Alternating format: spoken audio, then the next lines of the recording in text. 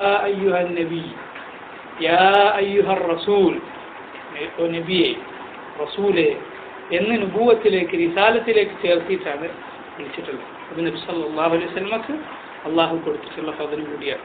ഇനി മാത്രമല്ല സഹാബത്തിനോട് അള്ളാഹു പറഞ്ഞു ലാ തജഅലു ദുആ അർ-റസൂലി കദുആഇ ബഅദികും ബഅദാ, നിങ്ങൾ ചിലരെ വിളിക്കുന്നത് പോലെ റസൂലെ നിങ്ങൾ വിളിക്കരുത്, യാ മുഹമ്മദ് എന്ന് വിളിക്കരുത്, മറിച്ച് യാ റസൂൽ അല്ലാഹ് യാ നബി അല്ലാഹ് എന്നാണ് നബി സല്ലല്ലാഹു അലൈഹി വസല്ലമയെ വിളിക്കേണ്ടതെന്ന് നബി സഹാബത്തിനോട് അല്ലാഹു സുബ്ഹാനഹു വ തആല പറഞ്ഞു.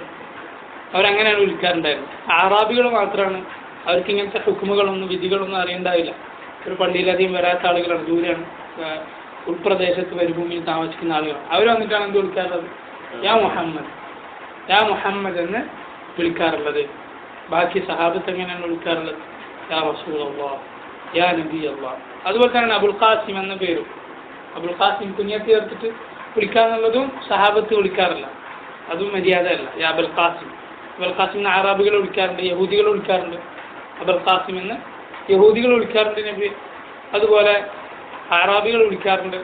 മറിച്ച് സഹാബത്ത് എന്താണ് വിളിക്കാറുള്ളത്? യാ റസൂൽ അല്ലാഹ് യാ നബി അല്ലാഹ്.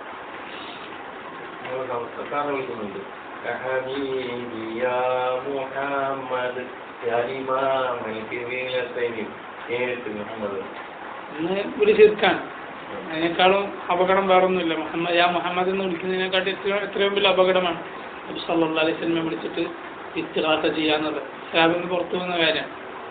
പഴയകാലത്തെ ആളുകൾ ദീനിൽ നിന്ന് തെറിച്ചു പോയത് അങ്ങനെയാണ്. ഈസാ അലൈഹി സ്വലാത്തു വസ്സലാമിനെ അവർ വിളിച്ചു പ്രാർത്ഥിച്ചിട്ടാണ് അവർ ഈസാ നബിയുടെ ദീനിൽ നിന്ന് പുറത്തു പോയിട്ടുള്ളത്.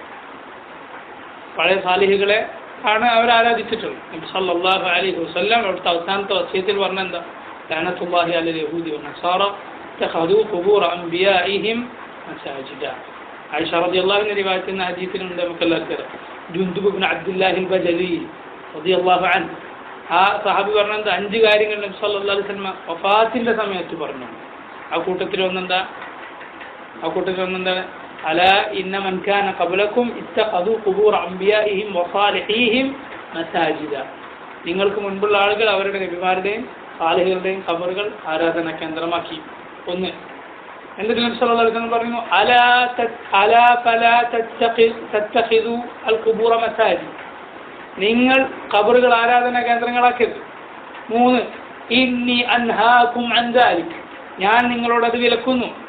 3 രൂപത്തിൽ നബി സല്ലല്ലാഹു അലൈഹി വസല്ലം വിലക്കി പറഞ്ഞു. ജുദ്ദുബിന്റെ ഹദീസിൽ എന്താ ഉള്ളത്? 1 മുൻഗാമികളുടെ കാര്യം പറഞ്ഞു, അവരെ ആക്ഷേപിച്ചിട്ടാണ് പറഞ്ഞത്, അതായത് പഴയ സമുദായക്കാർ. 2 നിങ്ങൾ അങ്ങനെ ചെയ്യരുതെന്ന് പറഞ്ഞു, ലാ തത്തഖിദു അൽ ഖുബൂറ മസാജിദ്. 3 ഇന്നി അൻഹാകും അൻ ദാലിക്, ഞാൻ നിങ്ങളോട് അത് വിലക്കുന്നു എന്ന് പറഞ്ഞു. എപ്പോഴാണ് ഇത് പറയുന്നത്? നബി സല്ലല്ലാഹു അലൈഹി വസല്ലമയുടെ വസിയത്തിന്റെ വഫാത്തിന്റെ സമയത്ത്. അതിനൊരു കാര്യം വ്യക്തമായി, ആ ഹുക്കുമിൽ നസ്ഖ് വന്നിട്ടില്ല. നസ്ഖ് ഉണ്ടല്ലോ, ഒരു ദീന് ഒരു ഹുക്കും വന്നിട്ട് നമ്മൾ കഴിഞ്ഞ ക്ലാസ്സിൽ വിശദമായി പറഞ്ഞിട്ടുണ്ട്. ഒരു ഹുക്കും വേറെ തെളി കൊണ്ട് നസ്ഖ് സംഭവിക്കും, ദുർബലപ്പെടാൻ ഒരു വകുപ്പും ഇല്ലെങ്കിൽ. എന്താ കാരണം? റസൂലുള്ളാഹിന്റെ വഫാത്തിന്റെ സമയത്ത്. അപ്പോൾ എത്ര ഗൗരവമുള്ള കാര്യമാണ് ഈ ഉമ്മത്തിനെ നബി സല്ലല്ലാഹു അലൈഹി വസല്ലം വഫാത്തിന്റെ സമയത്ത് ഒരുക്കുക. മുഹമ്മദ് നബി സല്ലല്ലാഹു അലൈഹി വസല്ലമയുടെ വസിയത്താണ്. അതിൽ നിന്ന് തെറ്റിപ്പോയ ഖൗമിനെ കുറിച്ച് എന്ത് പറയാനാണ്? അവരുടെ നേതാവെന്ന് അവർ പറയുന്നു മുഹമ്മദ് നബി സല്ലല്ലാഹു അലൈഹി വസല്ലമയെ റസൂലുള്ളാഹിനെ സ്നേഹിക്കുന്നു എന്ന് പറഞ്ഞിട്ട് റസൂലുള്ളാഹിന്റെ വസിയത്ത് പുറമേക്ക് യഹൂദികൾ വലിച്ചെറിഞ്ഞ പോലെ പിന്നിലേക്ക് വലിച്ചെറിഞ്ഞിട്ട് അത് ചവിട്ടി മതിച്ചിട്ട് നബിമാരുടെ സാലിഹികളുടെ ദർഗ ഉണ്ടാക്കുക. എന്നിട്ട് നബിമാരുടെ ദർഗ ഉണ്ടാക്കിയ യഹൂദികളുടെ ദർഗകളുടെ ഫോട്ടോ എടുത്തിട്ട് പുസ്തകം ഇറക്കുക. ഇതുവരെ കണ്ടോ? സാലിഹ് നബിയുടെ ഖബർ, മൂസാ നബിയുടെ ഖബർ, ഇന്നാളുടെ ഖബർ, ഈസാ നബിയുടെ ഖബറും കൂടി അതിന് ബാക്കിയുള്ളൂ. ഈസാ അലൈഹി സ്വലാത്തു വസ്സലാമിന്റെ ഖബർ മാത്രമേ ഇനി ഫോട്ടോ കൊണ്ടുവരാൻ ബാക്കിയുള്ളൂ. ഖബറില്ലാത്തതുകൊണ്ട് ഈസാ അലൈഹി സ്വലാത്തു വസ്സലാമിന്റെ ഖബറില്ലല്ലോ, മുകളിലാണുള്ളത്. അല്ലാഹു സുബ്ഹാനഹു വ തആല ആകാശത്തിൽ ചേർത്തിട്ടുണ്ട്. അപ്പൊ ഇങ്ങനെ അങ്ങനെ ഉള്ള ഖൗമിനെ കുറിച്ച് എന്ത് പറയാനാ? നബി സല്ലല്ലാഹു അലൈഹി വസല്ലമയെ വിളിച്ച് തേടിയാൽ തന്നെ ശരിക്കായി, പിന്നല്ലേ മുഹമ്മദ് എന്ന് വിളിക്കുക? അത് അദബ് കേടാൻ പാടില്ലാത്തതാണ്. ഇത് നബി സല്ലല്ലാഹു അലൈഹി വസല്ലമയെ വിളിക്കാന്നുള്ളത്, നബി സല്ലല്ലാഹു അലൈഹി വസല്ലമയെ വിളിക്കാന്നുള്ളത്, വിളിച്ച് പ്രാർത്ഥിക്കാന്നുള്ളത് ശിർക്കാണ്. നമ്മൾ റസൂലുള്ളാഹിന്റെ ഖബറിന്റെ അടുത്തേക്ക് ചെന്ന് നബി സല്ലല്ലാഹു അലൈഹി വസല്ലമയോട് സലാം പറയുമ്പോൾ ഇങ്ങനെയാണ് പറയുന്നത്, അസ്സലാമു അലൈക യാ റസൂലല്ലാഹ് മുഹമ്മദ് എന്ന് പറയും, മറിച്ച് സലാം അലൈക യാ റസൂലല്ലാഹ്. സലാം നബി സല്ലല്ലാഹു അലൈഹി വസല്ലമയുടെ ഉമ്മത്ത് പറയുമ്പോൾ നബി സല്ലല്ലാഹു അലൈഹി വസല്ലമയെ അള്ളാഹു അത് എത്തിക്കും, റസൂലുള്ളാഹിക്ക് മറുപടി പറയാൻ തൗഫീഖ് ചെയ്യുമെന്ന് റസൂലുള്ളാഹി സ്വല്ലല്ലാഹു അലൈഹി വസല്ലം പറഞ്ഞത്. ബാക്കി എല്ലാ വിളിയും റസൂലിനെ കേൾക്കുകയും പിന്നെ അത് പറയേണ്ട ആവശ്യം എന്താ? സലാമും നബി സല്ലല്ലാഹു അലൈഹി വസല്ലമക്ക് എത്തിക്കപ്പെടും എന്ന് പറയേണ്ട ആവശ്യമില്ലല്ലോ, എല്ലാം കേൾക്കുമെങ്കിൽ. നബി സല്ലല്ലാഹു അലൈഹി വസല്ലം അതാണ് പറയുന്നത്, എന്ത് നിങ്ങൾ എൻ്റെ ഖബറുകൾ എൻ്റെ ഖബറിനെ നിങ്ങൾ ഈദിൻ്റെ സ്ഥലമാക്കരുത്, നിങ്ങൾ എവിടുന്നായാലും എന്നോട് സലാം പറഞ്ഞോളൂ, അതെനിക്ക് എത്തിക്കപ്പെടുന്നുണ്ട്. രണ്ടും ഒരുമിച്ചാണ് പറഞ്ഞിട്ടുള്ളത്. ഇത് നബി സല്ലല്ലാഹു അലൈഹി വസല്ലം പറഞ്ഞു, റസൂൽ എല്ലാ വിളിയും കേൾക്കുന്നില്ല.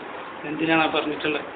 ഒരൊറ്റ സഹാബിയും നബി സല്ലല്ലാഹു അലൈഹി വസല്ലമയോടല്ല ഇസ്തിഗാസ നടത്തുക, അള്ളാഹുവിനോടാണ്. കാരണം റസൂലിനെ പഠിപ്പിച്ചത്, റസൂലിനെ വന്നത് തന്നെ എന്തിനാ? അള്ളാഹ്ക്ക് മാത്രം ഇബാദത്ത് ചെയ്യണമെന്ന് അറിയാം. ആ റസൂലിനെ തന്നെ ജനങ്ങളെ ഇബാദത്ത് ചെയ്യുന്നുണ്ട്. അതൊരു അത്ഭുതമല്ല, അത് മുൻപേ നടന്നിട്ടുള്ളതാണ്. ഇബ്രാഹിം അലൈഹി സ്വലാത്തു വസ്സലാം, ഇസ്മായിൽ അലൈഹി സ്വലാത്തു വസ്സലാം, രണ്ടുപേരുടെയും ബിംബുണ്ട് കാബയുടെ ഉള്ളിൽ രണ്ടുപേരുടെയും ബിംബം, രണ്ടുപേരുടെയും കയ്യിൽ പ്രശ്നക്കോലുകളുണ്ട്, അവർക്ക് ഭാഗ്യപരീക്ഷണം നടത്താനുള്ളത്.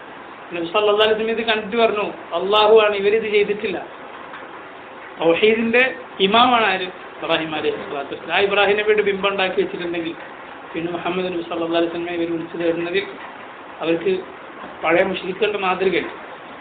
യാ അയ്യുഹല്ലദീന ആമനു, സത്യവിശ്വാസികളെ, കുതിബ അലൈക്കുമുസ് സിയാം, കുതിബ